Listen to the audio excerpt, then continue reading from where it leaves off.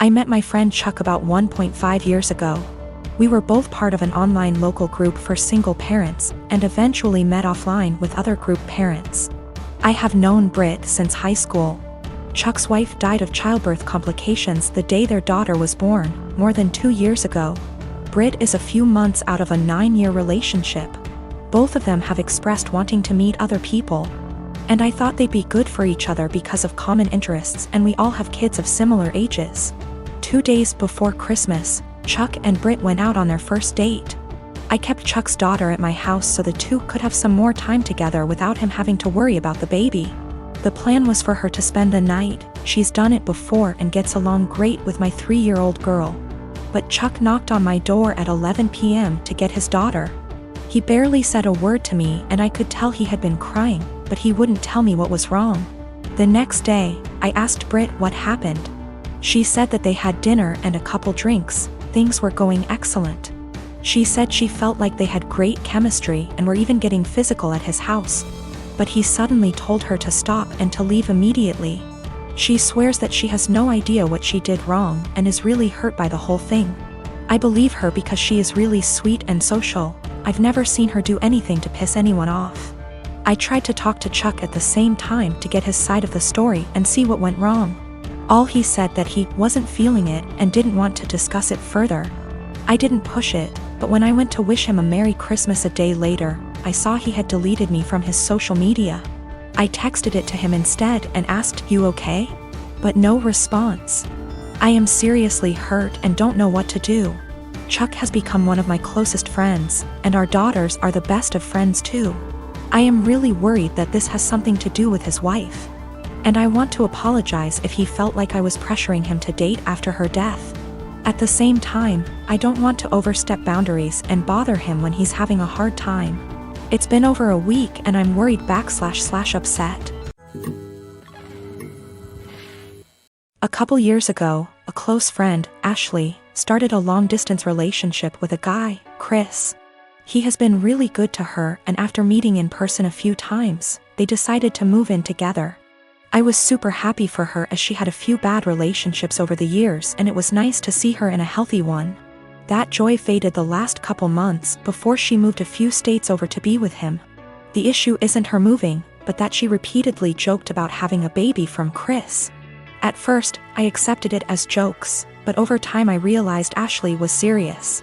For context, Ashley has 2 children from a previous relationship, ages 10 and 12. Chris absolutely doesn't want kids. He told her this at the start, and any time she hinted possibly wanting more, he shot it down, saying it was a deal breaker. Now, Chris is more than willing to accept her children as her own, because he loves her, and after meeting her kids, them as well. He's accepted that they are a package deal with her, and since they are at an age where they are semi-independent, it's not an issue for him. To me, Chris is a real bro for taking on her kids without issue. Hearing Ashley say she wants a baby out of him, one way or another, bothered me to no end. It's hard enough to find a partner that treats you well and accepts children that aren't their own. To find one that does and then talk about plotting to force a baby seems gross and manipulative. Before her move, I had sat down with Ashley, trying to talk sense into her. At first she resisted, but finally it seemed she understood how shitty it would be.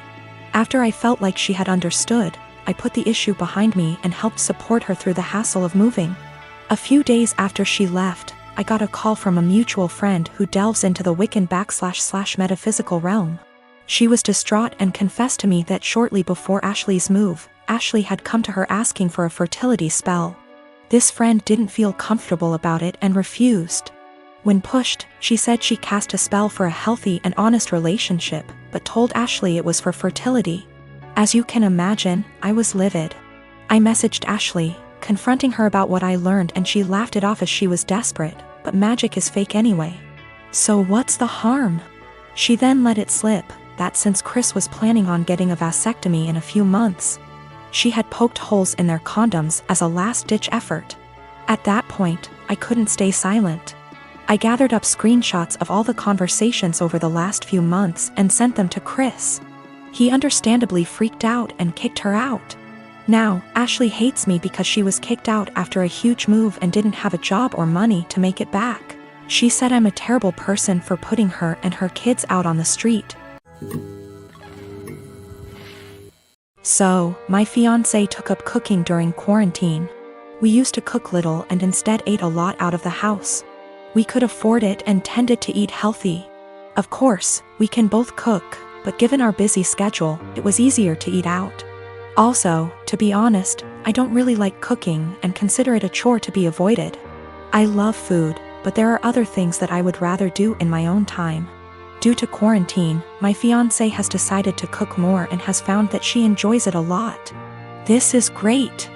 I am happy for her that she has discovered something new that brings her joy. Turns out she's pretty good at it too, and she cares about learning new skills, etc., so I benefited too. I still don't really like cooking myself, as I said, so in exchange for her putting all that effort into cooking, I help her out by paying for takeout in the evenings when she doesn't feel like cooking, and also I do everything else, wash the dishes, clean the table, etc. on the days she cooks. To the best of my knowledge, she agreed that this was an appropriate compromise, and of course, if she felt it was unfair, I would be happy to fill the gap in other ways. But she seemed to enjoy it. As her culinary experiments expanded into baking and became more complex overall, she began to involve me in cooking. I would go into the kitchen to have a drink and check it out, and she would say, "Oh, could you help me chop this while I fry this?" Or something like that. I cut carrots for her or something like that, chatted with her about food, and then went back to my business. I didn't mind it at all. But gradually I became her sous chef, especially when she wants to cook food together. Keep in mind that her culinary experiments are complex and sometimes take 2 or more hours. So my whole evening goes into these culinary endeavors, and it happens several times a week. On top of that, she tends to boss me around in the kitchen and can be a little rude. As you can probably guess, we got into a fight over this. I told her that I don't like her attitude in the kitchen when I help, and I don't like to cook in general. I would feel better helping her if she wasn't so rude to me. But honestly, I don't want to spend 8+ hours every week cooking. It's not my hobby, it's hers. If she wanted me to take part in cooking, I bought everything or cooked something simple. She was very upset. She said it was unfair, that I was enjoying the fruits of her labor but not doing my part. And that cooking took 2 hours and dishwashing / cleaning only half an hour. I told her that it was her decision to cook very complex dishes and that I would be happy if she made a simple pizza or roast. After a certain point, the sophistication of her dishes moves into hobby territory. And I resent being made to feel like a bad partner because I don't want to spend a few evenings on her hobby. We haven't really worked it out. I actually bought / cooked my own food a few times so I didn't enjoy the fruits of her labor. But that seemed to upset her even more, and our refrigerator started to fill up with more leftover food than she could eat herself. Another time I helped her but told her I had to go on video chat at 8 p.m. and she got upset when I actually stopped helping, and left even though I told her beforehand. I'm afraid I told her somewhat caustically that I was not her sous chef to command the kitchen. I tried to discuss it with her again when we felt calmer. I told her that I liked that she found a new hobby. But it's her hobby and I can't help it and don't want to feel obligated to do it. She countered that it was not feminist of me to put the cooking on her and benefit from it without helping her.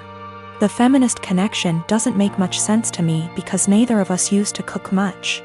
And she decided to take up cooking herself, but of course I didn't tell her that. I told her that if she wanted to discuss the division of labor in our household, we could do so and come up with something new that reflected the fact that she now cooks more.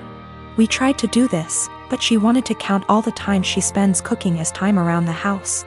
So, according to her ideal distribution of housework, she spends over 10 hours cooking just dinner each week, which somehow leaves me with almost all other chores around the house. I told her I didn't like it because cooking complicated meals is a hobby. It's not fair to say that 6/10 hours of her housework is actually her hobby, and I have to do the equivalent amount of real housework if that makes sense. So we are in a bit of an impasse. Am I really a bad feminist? I don't think I'm wrong. I'm very familiar with emotional labor, mental stress and all that, but I may be wrong. I love this woman and obviously want to marry her. But we are usually good at making logical decisions, and this is the first time we have had such a disagreement. I don't know how to get her to understand the line between cooking as a necessary activity and cooking as a hobby. P.S. The fiancé has taken up cooking gourmet meals as a hobby. But now it becomes my responsibility to help out and do more housework that I don't think I should. My daughter is 16 years old and in high school. I noticed recently that she's been behaving in a bad manner, constantly commenting on other people's looks, belongings, calling them stuff that isn't cool, and just being insensitive. It's like she lost a filter or something, because usually she's polite, but my wife suspected that our daughter's sudden misbehavior occurred after she started hanging out with new girls from the school.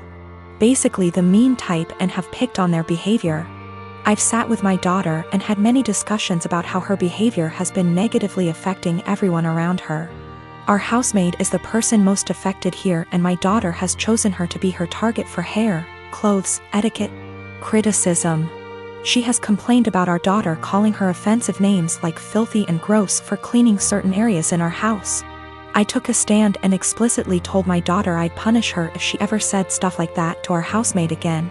Last week my daughter had a party to go to. Earlier that day she called our housemaid filthy. So I grounded her by not letting her go to the party. She threw a fit and called our housemaid a liar, saying she never called her that. That was the end of it. Days later my daughter came to me saying she couldn't find her iPhone after looking everywhere. She asked me to call her number and I did. My wife and I were stunned to discover that the iPhone was ringing inside our housemaid's bag. I had in confrontation with her immediately, and she denied and cried, saying she never touched the phone nor had any idea how it got there. I noticed my daughter calling her thief repeatedly, so I told her to stop and go to her room.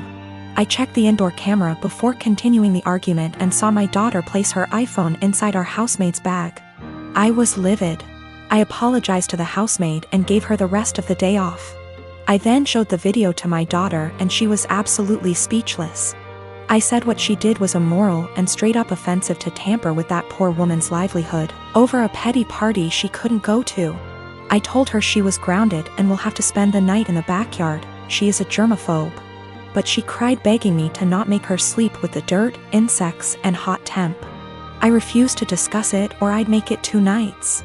My wife said I should go easy on her, but I said calling people filthy and accusing them of stealing wasn't okay. In fact, it was the absolute worst. I then went through with my punishment. The reason I chose this punishment was because of the fact that my daughter says she is a germaphobe and used this as excuse to insult others' hygiene and appearance. Our backyard has dirt and bugs in it, and this kind of things get her uncomfortable, but other than that the backyard is 100% safe.